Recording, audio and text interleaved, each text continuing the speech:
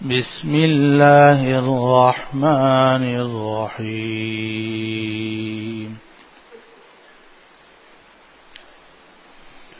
ولا تجادلوا أهل الكتاب إلا بالتي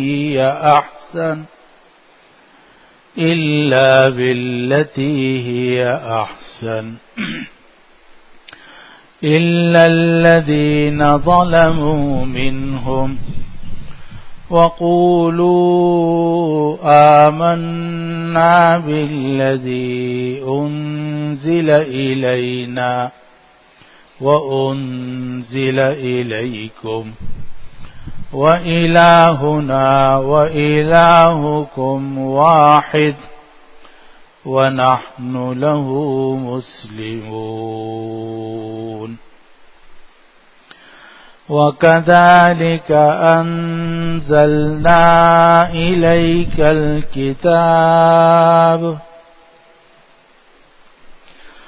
فالذين آتيناهم الكتاب يؤمنون به ومن هؤلاء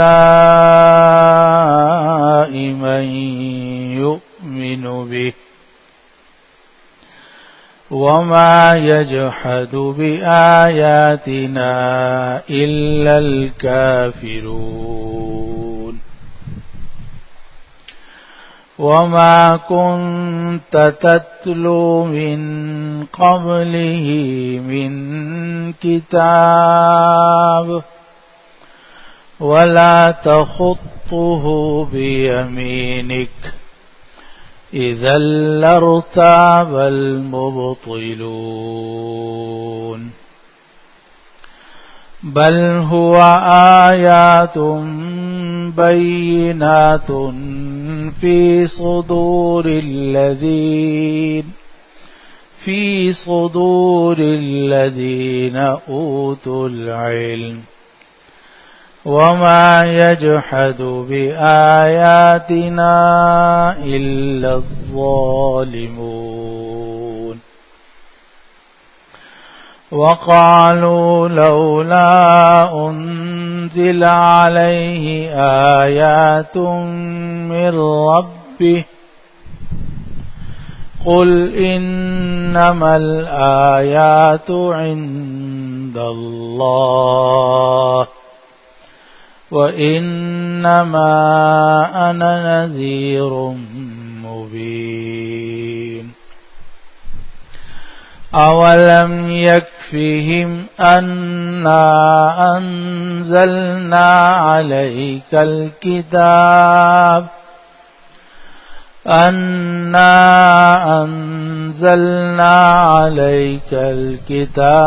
يتلى عليهم إن في ذلك لرحمة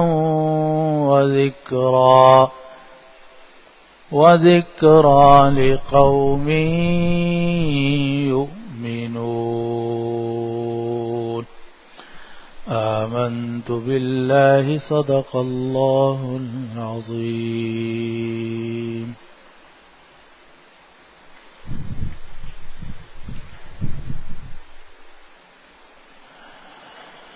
اور اہل کتاب سے تم لوگ بحث مت کرو مگر ایسے طریقے سے جو اچھا طریقہ ہو، ہاں مگر ان میں سے جو لوگ ظالم ہوں، اور یہ کہہ دو کہ ہم ایمان لائے اس کتاب پر جو ہماری طرف نازل کی گئی اور جو تمہاری طرف نازل کی گئی، اور ہمارا معبود اور تمہارا معبود ایک ہی ہے اور ہم اسی کے سامنے سر جھکانے والے ہیں۔ اور اے نبی، ہم نے آپ کی طرف کتاب نازل کی اور ہم نے اسی طرح آپ کی طرف کتاب نازل کی، تو جن لوگوں کو ہم نے کتاب دی ہے وہ اس پر ایمان لاتے ہیں، اور ان لوگوں میں سے بھی کچھ وہ لوگ ہیں جو اس کتاب پر ایمان لاتے ہیں اور ہماری آیتوں کا نہیں انکار کریں گے مگر وہ لوگ جو کافر ہوں۔ اور آپ اس سے پہلے نہ کوئی کتاب پڑھ سکتے تھے اور نہ اپنے ہاتھ سے لکھتے تھے،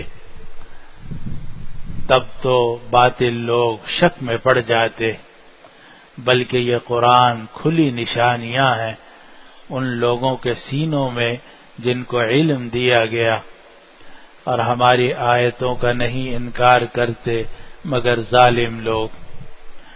اور یہ لوگ کہتے ہیں کہ ان پر ان کے رب کی طرف سے معجزات کیوں نازل نہیں کیے گئے؟ آپ کہہ دیجئے کہ معجزات اللہ کے پاس ہیں، اور میں تو واضح طور سے تمہیں ڈرانے والا ہوں۔ کیا ان لوگوں کے لیے یہ بات کافی نہیں ہے کہ ہم نے آپ پر یہ کتاب نازل کر دی ہے جو ان کو پڑھ کر سنائی جاتی ہے، اور بے شک اس کتاب کے اندر رحمت ہے اور نصیحت ہے ان لوگوں کے لیے جو ایمان رکھتے ہوں۔ یہ ہے ان آیات مبارکہ کا ترجمہ اور مفہوم جو آج کی مجلس میں تلاوت کی گئی ہیں، اور یہ آیت نمبر 46 سے لے کر آیت نمبر 50 تک کی آیات تھیں سورۃ العنکبوت کی۔ ان آیات میں جو سب سے پہلی آیت تلاوت کی گئی اس میں اللہ سبحانہ و تعالی نے یہ بات ارشاد فرمائی کہ ان اہل کتاب سے مجادلہ مت کرو۔ جادلہ یجادل مجادلتن کا مطلب ہوتا ہے جھگڑا کرنا، مناظرہ کرنا، بحث کرنا۔ تبلیغ اور چیز ہے اور بحث مباحثہ اور جھگڑا اور چیز ہے۔ تبلیغ کا تو نبی کریم صلی اللہ علیہ وسلم کو بھی حکم تھا، اور ہم میں سے ہر شخص کو حکم ہے کہ بلغوا عنی ولو آیا، کہ میری طرف سے پہنچاؤ اگرچہ ایک آیت ہی کیوں نہ ہو۔ لیکن تبلیغ کا مطلب پہنچانا ہے، بحث کرنا نہیں ہے۔ تو اللہ سبحانہ و تعالی نے اس آیت کے اندر یہ بات ارشاد فرمائی کہ اہل کتاب سے جھگڑا مت کرو، یعنی بحث مباحثہ مت کرو۔ لا تجادلو کا ترجمہ حضرت شیخ الہند رحمۃ اللہ علیہ نے کیا کہ جھگڑا مت کرو، اور حضرت تھانوی رحمۃ اللہ علیہ نے کیا مباحثہ مت کرو، بحث مت کرو۔ اور یہی طریقہ ہے سلف صالحین کا اور ہمارے اکابر علماء کا کہ وہ تبلیغ کی تو پوری کوشش کرتے ہیں، اور دین کی بات پہنچانے کے لیے جو ان کے بس میں کوششیں ہوتی ہیں وہ ساری کوششیں اختیار کرتے ہیں، لیکن جب بحث کا وقت آ جائے تو وہ پیچھے ہٹ جاتے ہیں، کیونکہ عام طور سے بحث، مباحثہ، مناظرہ، مجادلہ اس سے فائدہ کم ہوتا ہے اور نقصان زیادہ ہوتا ہے۔ اس پر مجھے حاجی امداد اللہ صاحب مہاجر مکی رحمۃ اللہ علیہ کی بات یاد آ گئی۔ حاجی امداد اللہ صاحب مہاجر مکی رحمۃ اللہ علیہ نے حکیم الامت حضرت مولانا اشرف علی تھانوی رحمۃ اللہ علیہ کو نصیحت کی، اور حضرت تھانوی رحمۃ اللہ علیہ ان کے پاس مکہ مکرمہ گئے ہوئے تھے، مرید تھے ان کے۔ تو شیخ نے اپنے مرید کو نصیحت کی کہ میاں اشرف علی دیکھو کسی سے بحث مباحثہ مت کرنا، اور فرمایا کہ اگر کوئی زیادہ بحث کرے تو نائی کی طرح سارا کچا چھٹا اس کے حوالے کر دینا۔ اور پھر وہ نائی کا قصہ سنایا کہ ایک آدمی تھا، وہ نائی کے پاس پہنچا اور اس کے کالے بال بھی تھے، سفید بال بھی تھے، تو اس نے نائی سے جا کر کہا کہ بھئی میرے جو بال ہیں سر کے اور داڑھی کے، اس میں سفید سفید نکال دو اور کالے چھوڑ دو۔ تو اس نے سر مونڈ کے سارا کا سارا ان کو دے دیا، اور یہ کہا کہ بھئی میرے پاس تو اتنی فرصت نہیں ہے، آپ خود ہی یہ کام کر لیں کہ کالے علیحدہ کر لیں اور سفید علیحدہ کر لیں۔ تو حقیقت یہی ہے کہ ہندی کی چندی کرنا، چھوٹی چھوٹی باتوں پہ لڑنا جھگڑنا، اس کا کوئی فائدہ نہیں ہے۔ تو اللہ سبحانہ و تعالی نے یہ بات ارشاد فرمائی کہ وَلَا تُجَادِلُوا أَهْلَ الْكِتَابِ إِلَّا بِالَّتِي هِيَ أَحْسَنُ، کہ اہل کتاب کے ساتھ بحث مباحثہ مت کرو۔ اور یہ اہل کتاب کی خاص طور پر اس لیے ذکر کیا کہ اہل کتاب بہرحال اللہ تعالیٰ کو بھی مانتے ہیں، بہت سارے انبیاء کرام علیہ السلام کو بھی مانتے ہیں، آسمانی کتابوں کو بھی مانتے ہیں، فرشتوں کو بھی مانتے ہیں، آخرت کے دن کو بھی مانتے ہیں، بہت ساری چیزیں ہیں جو ہمارے اور ان کے درمیان مشترک ہے۔ جب ان سے بحث کو منع کیا گیا ہے تو جو مشرک ہیں، کافر ہیں، دہری ہیں، ان سے بحث تو بطریق اولا ممنوع ہوگی۔ اس لیے آدمی کو حتی الامکان ساری عمر تبلیغ میں لگانی چاہیے، لیکن بحث مباحثہ کا اور جھگڑے کا راستہ اختیار نہیں کرنا چاہیے۔ تو اللہ سبحانہ و تعالی نے بات یہاں سے شروع کی کہ وَلَا تُجَادِلُوا أَهْلَ الْكِتَابِ إِلَّا بِالَّتِي هِيَ أَحْسَنُ، کہ اہل کتاب کے ساتھ جھگڑا مت کرو، بحث مباحثہ مت کرو، إِلَّا بِالَّتِي هِيَ أَحْسَنُ، مگر ایسے طریقے سے جو اچھا طریقہ ہو، ایسے طریقے سے جو اچھا طریقہ ہو۔ اشارہ کر دیا کہ اگر وہ کوئی بات کریں اور اس میں وہ حدود سے تجاوز کریں تو تمہیں حدود سے تجاوز کرنے کی اجازت نہیں ہے۔ وہ اگر نازیبہ کلمات بولنے لگیں اور بد تہذیبی کی بات کرنے لگیں، بد تہذیبی کا طریقہ اختیار کرنے لگیں تو تم یہ کام مت کرنا، بلکہ وہ کام کرنا جو قرآن مجید میں ایک دوسری جگہ میں بھی آیا ہے، ادفع باللتی ہی احسن، کہ برائی کا بدلہ اچھائی سے دو۔ فَإِذَا الَّذِي بَيْنَكَ وَبَيْنَهُ عَدَاوَةٌ، جب تم برائی کا بدلہ اچھائی سے دو گے تو تمہارے اور جس کے درمیان دشمنی ہے كَأَنَّهُ وَلِيٌّ حَمِيمٌ، وہ تمہارا جگری دوست بن جائے گا۔ تو وہاں بھی یہی بات ارشاد فرمائی کہ برائی کا بدلہ اچھائی سے دو۔ یہاں بھی اللہ تعالیٰ نے فرمایا کہ اہل کتاب سے جھگڑا مت کرو، ہاں بحث مباحثہ مت کرو، ہاں مگر ایسے طریقے سے جو حسین ترین ہو۔ احسن صیغہ اس میں تفضیل ہے، یعنی جو سب سے بہتر طریقہ ہو، سب سے اچھا طریقہ ہو۔ تو اگر کبھی بات سمجھانی پڑے یا ان کی غلط بات کا جواب دینا پڑے تو شریعت نے اس کی اجازت دی ہے، مگر یہ فرمایا کہ باللتی ہی احسن، کہ تم ان کی غلط بات کا بھی جب جواب دو تو حسین ترین طریقے سے جواب دو۔ اسی لیے کافر کا طریقہ بدتمیزی کا ہوتا ہے اور مسلمان کا طریقہ تمیز اور تہذیب کے دائرے کا ہوتا ہے۔ گالی کا جواب گالی سے نہیں دیا جاتا۔ وہ اپنی اگر زبان خراب کر رہا ہے تو ہمیں اپنی زبان خراب کرنے کی اجازت نہیں ہے۔ تو فرمایا کہ اہل کتاب سے جھگڑا مت کرو مگر ایسے طریقے سے جو اچھا طریقہ ہو، الا الذین ظلموا منہم، مگر جو ان میں سے ظالم ہو۔ کیا مطلب کہ جو ظالم ہو تو ان کے ظلم سے بچنے کے لیے اپنا دفاع بھی کر سکتے ہو اور ظلم کا جواب آپ اسی درجے کا دے سکتے ہو۔ جو ظالم ہو، جب تک بحث ہو رہی ہے، جھگڑا ہو رہا ہے، بات چیت ہو رہی ہے تو ہمارے لیے حکم یہ ہے کہ تم بحث مت کرو، اور اگر وہ بحث کر رہے ہیں تو جواب اچھے طریقے سے دو۔ لیکن اگر وہ ظلم پر اتر آئیں، الا الذین ظلموا منہم، مگر یہ کہ جو ان میں سے ظالم ہو، تو جب ظلم پر اتر آئیں تو آپ ان کے مقابلے میں جواب دے سکتے ہیں۔ مثلا وہ مسلمانوں پر حملہ کر دیں، ظاہر ہے کہ مسلمان اپنا دفاع بھی کریں گے اور اس کا مقابلہ جہاد سے کریں گے۔ تو الا الذین ظلموا منہم میں وہ تمام صورتیں داخل ہیں کہ جن میں ظالموں کا جواب دیا جائے۔ اور قرآن مجید میں ایک دوسری جگہ میں فرمایا گیا ہے کہ وَإِنْ عَاقَبْتُمْ فَعَاقِبُوا بِمِثْلِ مَا عُوقِبْتُمْ بِهِ، اگر تم انتقام لینا چاہو تو انتقام لے سکتے ہو، لیکن اتنا ہی جتنا کہ تمہیں سزا دی گئی ہے، یعنی تم پر ظلم کیا گیا ہے۔ وَلَئِنْ صَبَرْتُمْ لَهُوَ خَيْرٌ لِلصَّابِرِينَ، اور اگر تم صبر کرو تو یہ صبر کرنے والوں کے لیے زیادہ بہتر ہے۔ تو اللہ سبحانہ و تعالی نے فرمایا کہ اہل کتاب سے جھگڑا مت کرو، ہاں مگر ایسے طریقے سے جو حسین ترین طریقہ ہو، ہاں مگر جو ان میں سے ظالم ہے، ہاں مگر جو ان میں سے ظالم ہے اس کا مطلب یہ ہے کہ جو ظالم ہے تو آپ ظلم سے بچنے کے لیے اپنا دفاع بھی کر سکتے ہیں اور ان کے ظلم کا جواب بھی دے سکتے ہیں.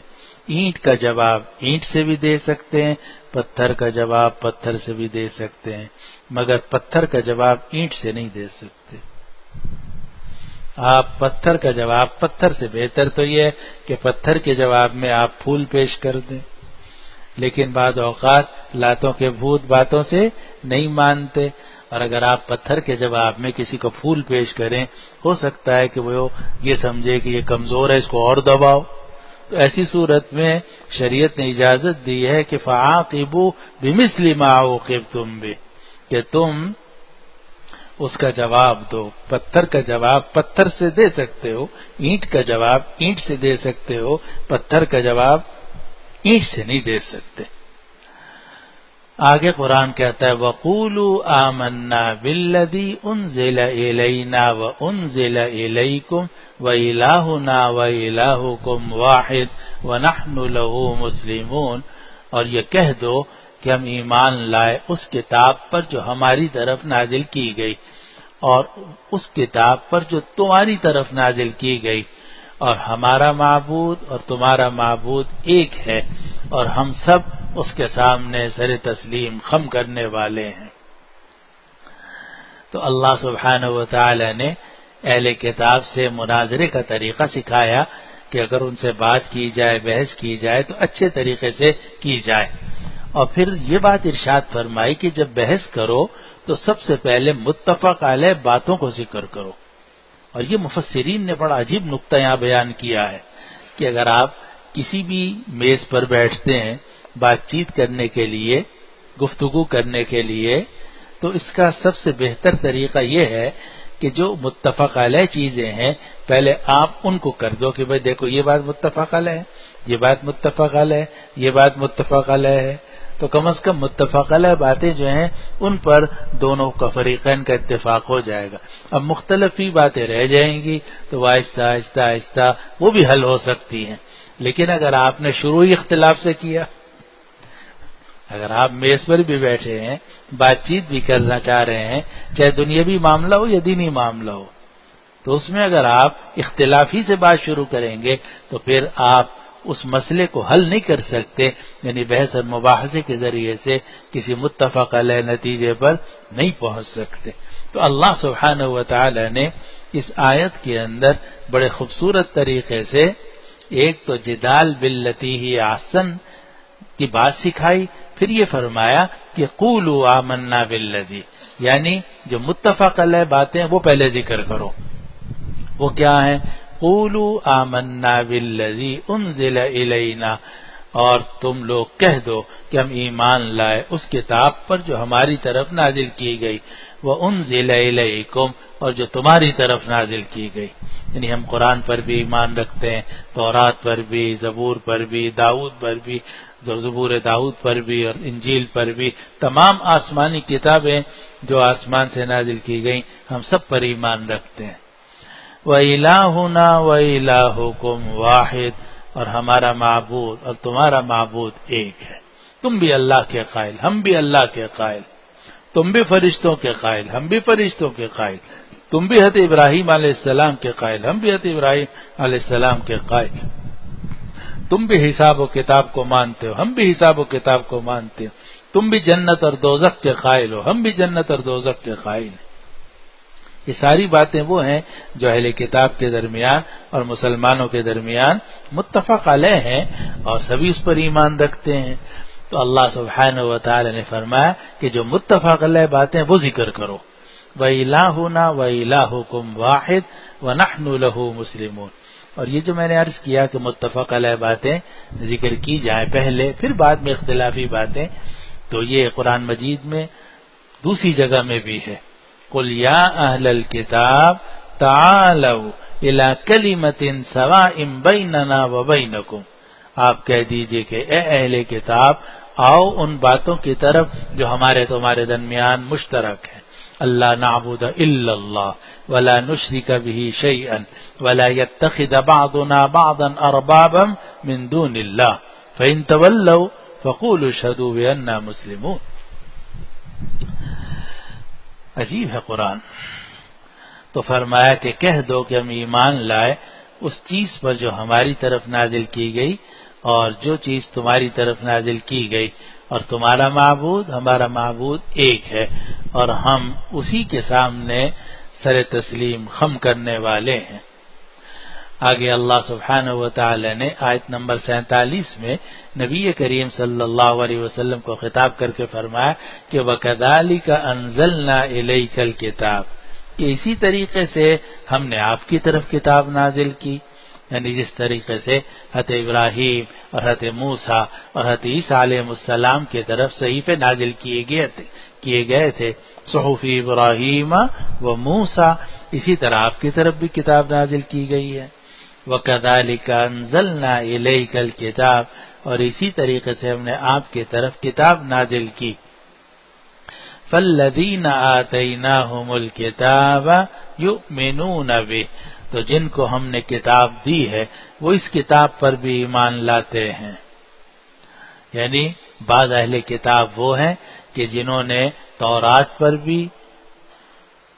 کو بھی قبول کیا، تورات پر بھی ایمان لائے، اور پھر قرآن مجید پر بھی ایمان لائے. جیسے حضرت عبداللہ ابن سلام رضی اللہ عنہ یہودی بڑے عالم تھے، اور یہود میں ان کا بڑا مقام تھا، اور لوگ ان کی بڑی عزت کرتے تھے یہودی. اپنے زمانے میں انہوں نے تورات کی بہت خدمت کی، بعد میں اللہ تعالیٰ نے ان کو اسلام کی توفیق عطا فرمائی تو انہوں نے پھر قرآن کی خدمت کی. تو اس کو قرآن نے یہاں ذکر کیا کہ فَالَّذِينَ آتَيْنَاهُمُ الْكِتَابَ يُؤْمِنُونَ بِهِ، تو جن کو ہم نے کتاب دی ہے، یعنی پرانی کتاب دی ہے، يُؤْمِنُونَ بِهِ، وہ اس کتاب پر بھی ایمان لاتے ہیں. وَمِنْ هَؤُلَاءِ مَنْ يُؤْمِنُ بِهِ، اور ان لوگوں میں سے بھی کچھ اس کتاب پر ایمان لاتے ہیں. اشارہ ہے مشرکین مکہ کی طرف کہ ان میں سے بھی کچھ لوگ اس قرآن پر ایمان لاتے ہیں. چنانچہ اہل کتاب بھی کچھ مسلمان ہوئے، مشرکین مکہ میں بھی ایک بھاری تعداد مسلمان ہوئی. وَمِنْ هَؤُلَاءِ مَنْ يُؤْمِنُ بِهِ، اور ان لوگوں میں سے بھی کچھ اس قرآن پر ایمان لاتے ہیں. وَمَا يَجْحَدُ بِآيَاتِنَا إِلَّا الْكَافِرُونَ، اور ہماری آیتوں کا نہیں انکار کریں گے مگر کافر لوگ. قرآن مجید کا انکار کرنے والا صرف کافر ہو سکتا ہے، ورنہ کوئی مسلمان قرآن مجید کا انکار نہیں کر سکتا. وَمَا يَجْحَدُ بِآيَاتِنَا إِلَّا الْكَافِرُونَ، اور ہماری آیات کا نہیں انکار کریں گے مگر کافر لوگ. آگے آیت نمبر 47 میں اللہ سبحانہ و تعالی نے نبی کریم صلی اللہ علیہ وسلم کے امی ہونے کے معجزے کو ذکر کیا. وحی کے نازل ہونے تک نبی کریم صلی اللہ علیہ وسلم امی تھے، اور صرف آپ ہی نہیں بلکہ آپ کے ارد گرد کے جو ایک اکثر لوگ تھے وہ امی تھے. اور اسی لیے رسول الامیین آمنوا باللہ ورسولہ والنبی الامی قرآن مجید میں ذکر ہے. اور عجیب بات یہ ہے کہ آپ امی تھے، آپ لکھنا پڑھنا نہیں جانتے تھے، کبھی کتاب آپ نے کبھی نہیں پڑھی. کتابیں ویسی وہاں اس زمانے میں بہت کم تھیں، کاغذ بھی نہ ہونے کے برابر تھا، اور جو تحریریں لکھی جاتی تھیں وہ بھی مختلف چیزوں پر، پتوں پر، کھال پر اور مختلف چیزوں پر لکھی جاتی تھی.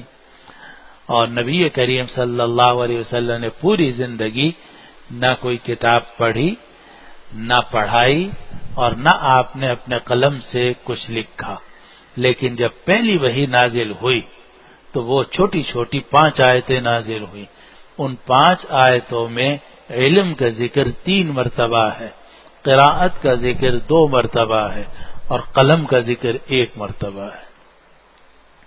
اقرأ بسم ربک الذی خلق خلق الانسان من علق اقرأ وربک الاکرم الذی علم بالقلم علم الانسان ما لم يعلم. علم کا ذکر اتنی چھوٹی سی حصے میں، جو 1.5 سطر کی آیت ہے، 2 سطر کی 5 آیتیں ہیں، تو ان میں علم کا ذکر 3 مرتبہ، قرات کا ذکر 2 مرتبہ، قلم کا ذکر 1 مرتبہ، یہ بتانے کے لیے کہ دیکھو دور جاہلیت ختم ہو گیا، اب یہ دور علم شروع ہوا ہے، دور قرات شروع ہوا ہے، دور قلم شروع ہوا ہے۔